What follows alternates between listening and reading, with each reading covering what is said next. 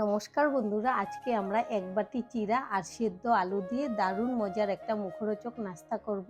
তার জন্য এখানে নিয়েছি এক বাটি চিরা। এবার একটা বড় বাটিতে নিয়ে নিলাম। এবার জল দিয়ে চিরাগুলোকে ভালো করে ধুয়ে নেব। এই নাস্তাটার জন্য খুব বেশি চিরা নেওয়ার দরকার নেই, এক বাটি নিলেই কিন্তু হয়ে যাবে। আর যে পর্যন্ত পরিষ্কার জলটা বের না হয় আমি চিরাগুলোকে ধুয়ে নেব।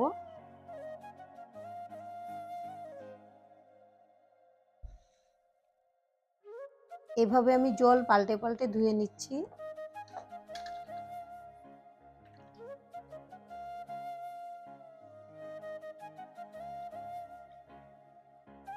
চিরাগুলোকে আমি 4 বার ভালো করে ধুয়ে নিয়েছি।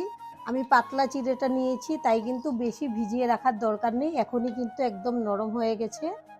এবার একটা ছাঁকনি নিয়েছি, চিরাগুলো এর মধ্যে দিয়ে দেব আর জলটাকে ঝরিয়ে নেব।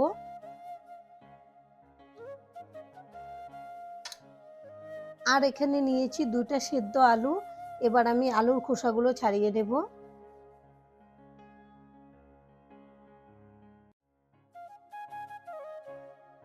আলুর খোসাগুলো ছাড়িয়ে নিয়েছি। এবার আমি একটা আলু নিয়ে নিলাম, গ্রেট করে নেব। আপনারা চাইলে হাত দিয়ে বা মেশার দিয়ে মেশ করেও নিতে পারেন।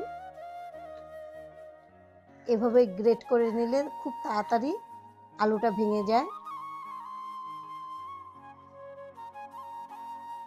যে গ্রেট করার পরে এরকম হয়েছে।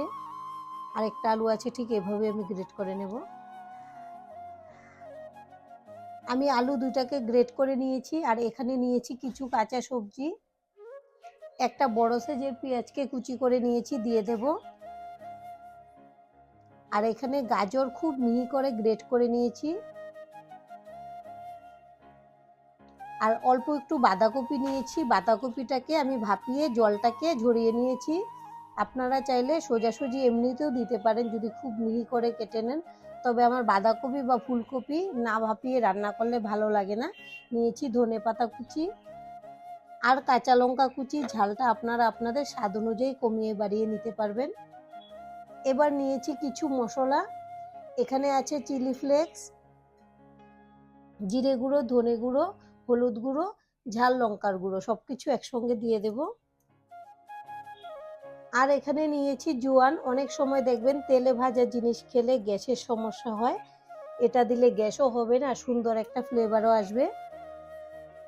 এবার দেখুন চিড়ার থেকে জলটা কিন্তু খুব সুন্দর করে ঝরে গেছে। এখন আমি চিড়াগুলো দিয়ে দেব।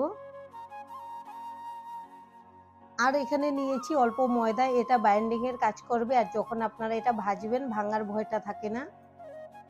এবার দিয়ে দেব ছোট চামচের 1 চামচ সাদা লবণ। আর দিয়ে দেব 1 চামচ বিট লবণ, এটা দিলে কিন্তু খুব সুন্দর একটা ফ্লেভার আসবে। এবার আমি সমস্ত কিছু একসঙ্গে খুব ভালো করে মেখে নেব।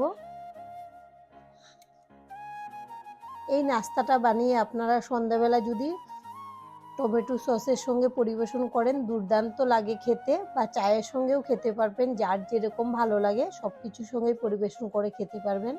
আমি এবার খুব ভালো করে মেখে নেব। আমি সব কিছু একসঙ্গে খুব ভালো করে মেখে নিয়েছি। এখন হাতটা ধুয়ে পরিষ্কার করে নেব। আর এখানে নিয়েছি আমি আদা রসুন বাটা। আদা রসুনটা দিতে আমি ভুলেই গিয়েছি, এটা বাদ দিয়ে আমি সুন্দর করে মেখে নিয়েছিলাম।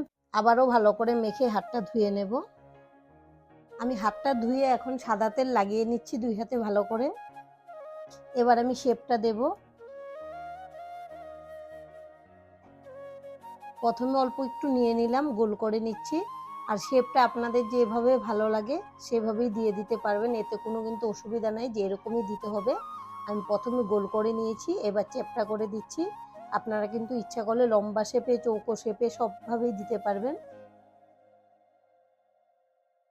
এই যে একটা শেপ দেওয়া হয়ে গেল, আর এভাবেই আমি সবগুলো দিয়ে দেব। আমাদের সবগুলো নাস্তা শেপ দেওয়া হয়ে গেছে। এবার গ্যাসে একটা কড়াই বসিয়েছি, আর কড়াইটাকে প্রথমে খুব ভালো করে গরম করে নিয়েছি। এখন দিয়ে দেব সাদা তেল। অনেক সময় কড়াইটা যদি গরম না করেই তেলটা দিয়ে দেওয়া যায়, তখন কিন্তু নাস্তাগুলো ভাজতে গেলে নিচ থেকে লেগে যায়, তাই গরম করে নিলে খুব ভালো হবে নাস্তাগুলো ভাজার সময়। আমাদের তেলও কিন্তু খুব তাড়াতাড়ি গরম হয়ে গেল। কড়াইটা গরম করে নিয়েছি, তাই এখন আমি গ্যাসের ফ্লেমটা লোতে রেখে দেব। এবার আমি নাস্তাগুলো দিয়ে দেব। আমি প্রথমে 3 পিস দিচ্ছি, এরপরে বাদবাকিগুলো ভেজে নেব। আপনারা যদি বড় কড়াইতে বা প্যানে ভাজেন তাহলে কিন্তু একবারেই হয়ে যাবে। আমি কড়াইটা ধরে এভাবে একটু নেড়ে দিচ্ছি, সঙ্গে সঙ্গে নাড়াচাড়া করব না। যখন একটু উপর থেকে টেনে আসবে তখন আমি উল্টে দেব। 1 মিনিট পর এখন আমি উল্টে দেব। আমাদের রেসিপিটা দেখে যদি আপনাদের ভালো লাগে একটা লাইক দিয়ে দেবেন। আপনাদের একটা লাইক আমাদেরকে অনেক উৎসাহ দেয় নতুন নতুন ভিডিও বানাতে। আর আমাদের পাশে থেকে চ্যানেলটিকে সাবস্ক্রাইব করে নেওয়ার জন্য অনুরোধ রইল। আর আমি এখন গ্যাসের ফ্লেমটা মিডিয়ামে রেখেছি। যখন নাস্তাগুলো কড়াইতে দিয়েছি তখন আমি লোতে করে দিয়েছিলাম, এরপর আমি মিডিয়ামে রেখে দিয়েছি। এখন আমি মিডিয়াম আঁচেই নাস্তাগুলোকে সুন্দর করে লালচে করে ভেজে নেব। এবার কিন্তু নাস্তাগুলোর মধ্যে খুব সুন্দর একটা কালার চলে এসছে। আমি সুন্দর করে উল্টে পাল্টে নেড়ে নেড়ে ভেজে নিয়েছি। এখন আমি নাস্তাগুলোকে তুলে নেব।